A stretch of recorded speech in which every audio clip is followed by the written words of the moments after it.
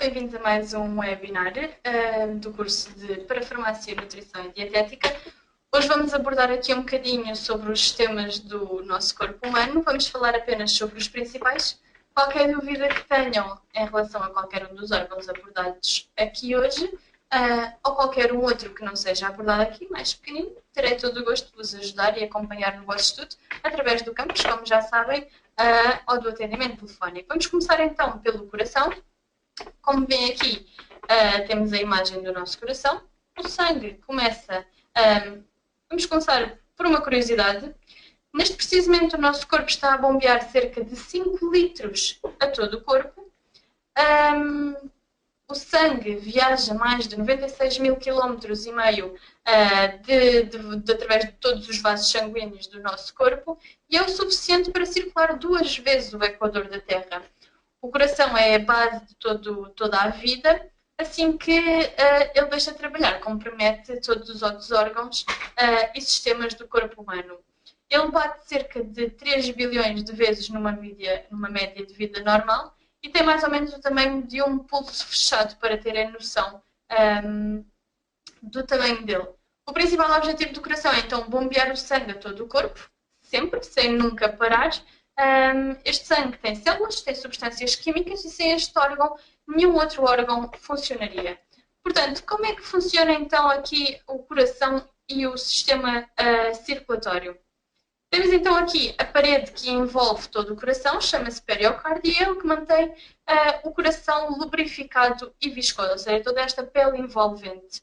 O sangue entra aqui primeiro para o átrio direito, passa aqui pela válvula tricúspide, que é ela que controla a passagem do sangue até ao ventrículo direito. É no ventrículo direito que entra o sangue e recebe o sangue e as forças todas e as forças de sangue na artéria pulmonar. Ou seja, ele entra aqui através da válvula, passa para o ventrículo direito e através aqui da válvula pulmonar é que ele se dirige para os pulmões através da artéria pulmonar. Ou seja, o sangue aqui vem rico em oxigênio, vem cheio de oxigênio, portanto, é depois, neste sangue cheio de oxigênio, que vai diretamente para os pulmões através da artéria pulmonar. Aqui a válvula pulmonar é ela que controla a pressão sanguínea. Ou seja, como sabemos, quando medimos a tensão pulmonar, a tensão sanguínea, arterial, por assim dizer, temos sempre uma medição sistole e de diastole. Ou seja, o que é que isto quer dizer? Quando esta válvula está aberta, nós temos então a sistole cardíaca. Quando ela relaxa, ou seja, quando ela se fecha, impedindo o fluxo de sangue, temos então a medição da diastole cardíaca. Portanto, ele entra, ventrículo, válvula pulmonar, para a artéria pulmonar e então seguindo para os pulmões. Dos pulmões, este sangue entra pela veia pulmonar. Já foi feita aqui esta troca gasosa do sangue dos pulmões, vem agora com dióxido de carbono, por isso é que está aqui a vermelho, entra no átrio esquerdo, passa pela válvula bicúspide, que é ela que controla a passagem do sangue para o ventrículo direito, e depois é aqui, através do ventrículo direito, que o nosso sangue sai para todo o corpo, está bem? Através da aorta, a veia principal do nosso coração. E é ela que transporta, então, depois direciona o sangue para os restantes órgãos do nosso corpo. Muito bem. Passamos, então, aqui para o intestino delgado e intestino grosso. O intestino delgado tem aqui a sua primeira porção, que se chama duodeno. O duodeno é a primeira secção do intestino delgado e é no duodeno que o suco biliar, vindo da vesícula biliar, se junta ao alimento e é feita então aqui uma parte da digestão. A parte seguinte, esta parte aqui que nós vemos a cor de rosa, chama-se jejuno e é a segunda porção do intestino delgado, que está entre o duodeno e a parte final, que tem o nome de íleo. Aqui o duodeno é o órgão responsável pela absorção dos hidratos de carbono e aminoácidos, que já estão parcialmente digeridos, que vêm desde o estômago, através do duodeno. Portanto, aqui já começamos na parte final da digestão. No entanto, aqui ainda, como sabem, é um dos principais órgãos onde termina a digestão dos alimentos. Por fim, aqui esta cor mais clarinha é então a porção final do intestino delgado, que se chama de íleo. E a sua função principal é absorver então os restantes nutrientes que ainda estão presentes no quimo para serem absorvidos.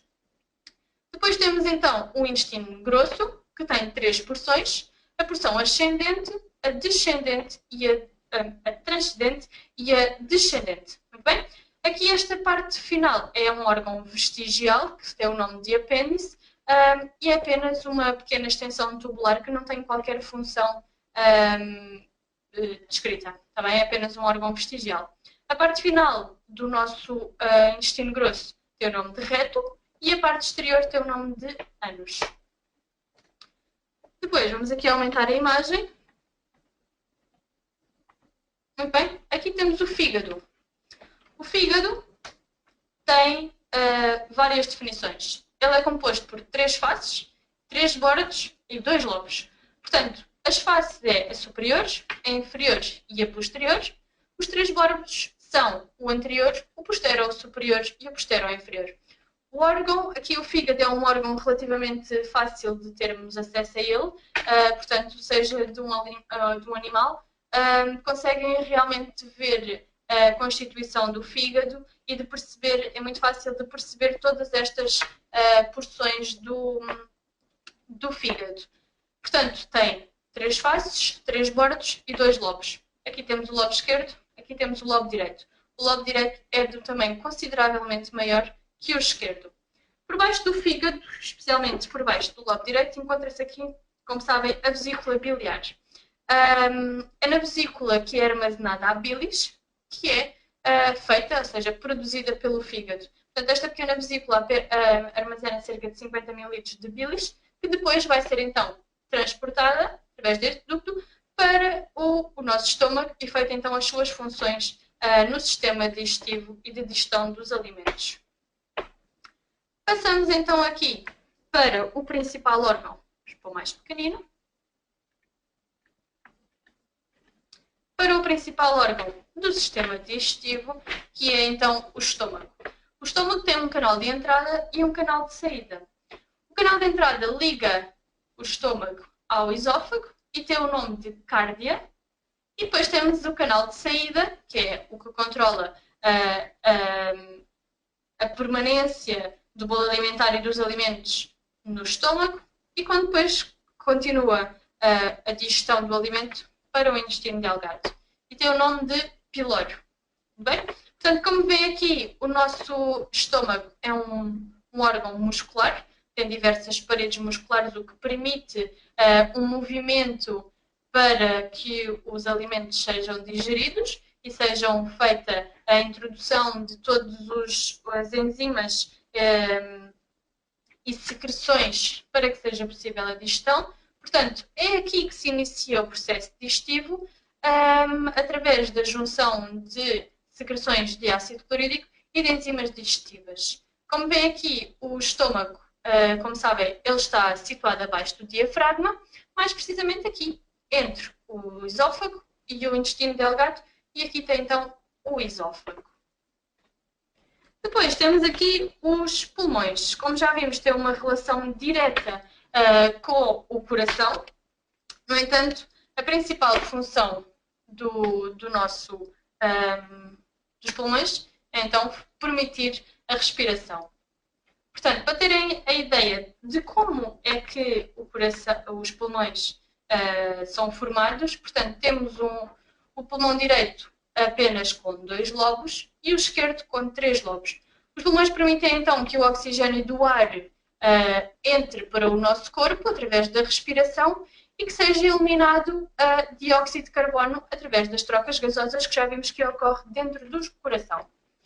Aqui, os pulmões são um órgão bastante esponjoso e frágil, portanto, eles estão protegidos aqui pela caixa torácica, ou seja, eles têm uma estrutura óssea que os impedem e os protegem dos impactos do dia a dia. Tá bem? Aqui, como já disse, o pulmão esquerdo tem apenas 2 lobos e o pulmão direito tem 3 lobos. Porquê que isto acontece? Porque o direito é onde abriga o coração, ou seja, o nosso coração está maioritariamente aqui deste lado. Está bem? O esquerdo um, tem então o local para o nosso coração e o direito é mais espesso, mais largo, no entanto é um pouco mais curto, uma vez que o diafragma está situado por baixo e o fígado, como tem o lobo direito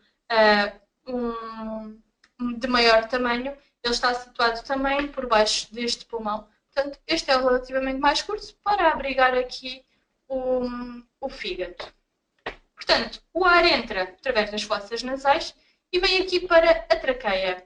Portanto, a traqueia tem a principal função de transportar o ar desde as fossas nasais até aos pulmões. Dentro da traqueia existem alguns pelos que impedem a passagem de poeiras e de outros contaminantes do ar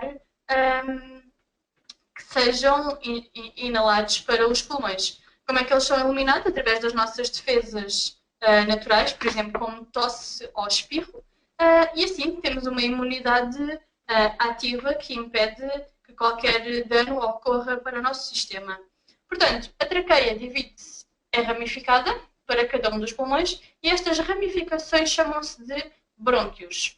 Existe o brônquio direito e o brônquio esquerdo para cada um dos pulmões. Aqui, os brônquios são estruturas tubulares que estão encarregues então de encaminhar o ar vindo das fossas nasais da traqueia até aos pulmões. Os pulmões são então compostos pelos brônquios, que depois se ramificam também em bronquíolos e em alvéolos pulmonares. Portanto, os brônquios fazem diversas ramificações para alvéolos pulmonares, que são aqui que ocorrem então as trocas gasosas. Okay, vamos ver aqui outra vez a imagem. Portanto, temos a traqueia, que se divide em brônquios, e os brônquios dividem-se em bronquíolos e em alvéolos pulmonares, que é onde ocorrem as trocas gasosas. Por fim, temos aqui, por baixo dos nossos pulmões, o diafragma. O diafragma é um músculo em forma de cúpulo e é o principal responsável pela respiração humana. Ou seja, quando nós inspiramos e expiramos, conseguimos ver facilmente o nosso estômago a dilatar e a diminuir de tamanho consoante a nossa respiração. Ou seja, quando nós respiramos, o diafragma contrai e desce, diminui de tamanho, reduzindo então a pressão na caixa torácica e comprimindo assim as vísceras abdominais. Ou seja, o nosso tamanho da nossa cavidade abdominal diminui. Ou seja, como vemos aqui na imagem, a nossa inspiração, o nosso estômago vai para dentro e vemos o tamanho a diminuir. Portanto, esta manobra, esta inspiração, faz com que ocorra a entrada de ar nos pulmões e a circulação sanguínea da veia cava inferior, como já vimos anteriormente. Na inspiração, quando mandamos o ar fora, o diafragma relaxa e sobe. Okay?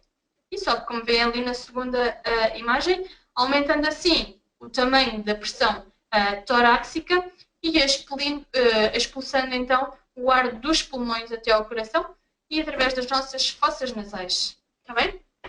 Portanto, estes são os órgãos principais que vamos abordar aqui neste webinar.